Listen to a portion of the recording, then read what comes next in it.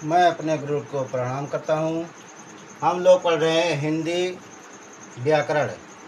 इसमें हिंदी व्याकरण में वर्ण विचार में स्वर, स्वर के वर्गीकरण और व्यंजन, व्यंजन में जो अलग अलग पार्ट है उसके स्पष्ट रूप से हम लोग देखें। स्पष्ट रूप से आज से शुरू करते हैं वचन।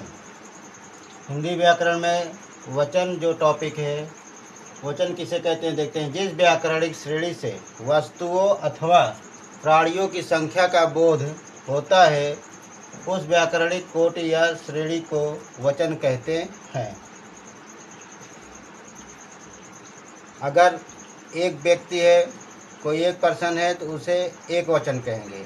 एक से अधिक व्यक्ति पाए जाते हैं तो उसे बहुवचन कहते हैं। हिंदी में दो ही वचन मिलते हैं, एक वचन और बहुवचन। संस्कृत में तीन वचन आपको दिखाई देंगे, एक वचन, द्विवचन और बहुवचन।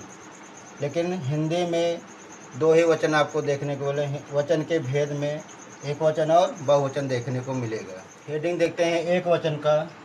उसकी परिभाषा है, जिन शब्दों से एक ही वस्तु अथवा प्राणी का बोध होता है उन्हें एक वचन कहते हैं। जैसे सूर्य, पृथ्वी, ये एक ही हैं, दूसरा कोई नहीं, इसे एक वचन कहेंगे। और नित्य वचन इसकी हेडिंग है एक वचन की। नित्य एक वचन में प्रयुक्त शब्द जिनका बहुवचन नहीं बनता है उसे नित्य वचन कहते हैं। नित्य वचन मतलब जिन शब्दों का बहुवचन नहीं बनाया जा सकता है उसे नित्य वचन कहते हैं। जैसे हम लोग देखेंगे अगले पेज में।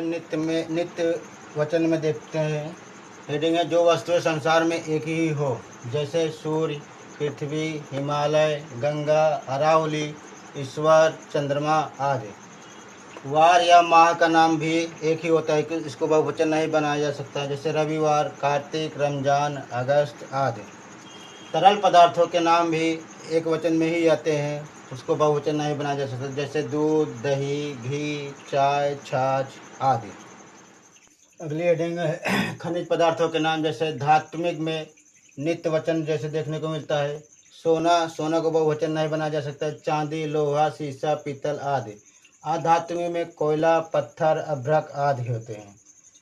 कुछ अन्य शब्द हैं जो सदैव एक में ही होते हैं, उनका बहुवचन नहीं बनाया जा सकता। जैसे आप देख लीजिए जनता, सुनने में लग रहा है कि ये बहुवचन है क्योंकि जनता बहुत ढेर सारे आदमी देखने को मिलता है।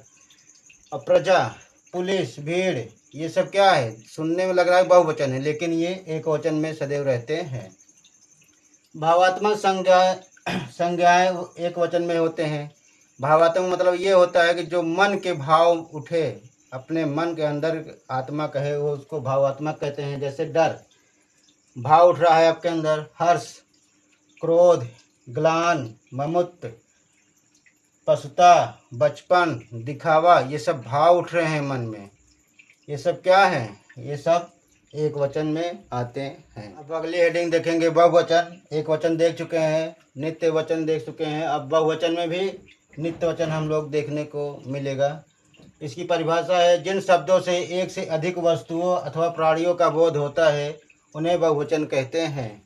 नित्य बहुवचन शब्द में जैसे देखते हैं, ये सदैव क्या है, बहुवचन में ही रहेंगे, एक वचन नहीं बनेगा इसका। जैसे अक्षत, हस्ताक्षर, रोंगटे, होश, समाचार, हालचाल, ओष्ठ, नेत्र, दर्शन, तेवर, क्रियाकलाप आदि ऐसे शब्द आपको दिखाई देंगे तो वो नित्य बहुवचन में ही दिखाई देंगे। नित्य बहुवचन में देखेंगे हम, हेडिंग है, जिन शब्दों के साथ निम्नलिखित में से कोई शब्द या प्रत्यय जुड़ा हो वह बहुवचन कहते हैं। प्रत्यय मतलब जो शब्द के पीछे जुड़ता है उसे प्रत्यय कहते हैं। जैसे लोग, मुनि लोग, वृंद, देव वृंद, मुनि वृंद, गढ़ मतलब देवगढ़, इया मतलब चिड़िया, क्रिया, ये सब क्या है, बहुवचन में ही दिखाई देंगे आपको।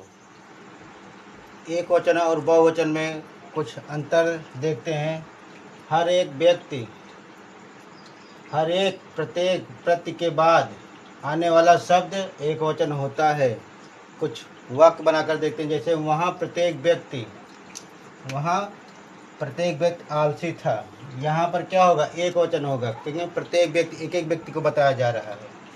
और दूसरा नंबर देखते हैं, एक से अधिक संख्या के बाद आने वाला शब्द सदैव बहुवचन होता है। जैसे 4 पुस्तक लाओ, ये वाक्य हमारा गलत है। 4 पुस्तक लाओ, यहाँ पर 4 पुस्तक लाओ, पुस्तक एक ही है। ये शुद्ध होगा हमारा 4 पुस्तकें लाओ। 4 जब संख्या के साथ जुड़ा हुआ है, पुस्तकें लाओ, यहाँ पर बहुवचन मात्रा लगी होनी चाहिए, इसीलिए 4 पुस्तकें लाओ, ये शुद्ध है। आज की वीडियो यहीं तक, धन्यवाद।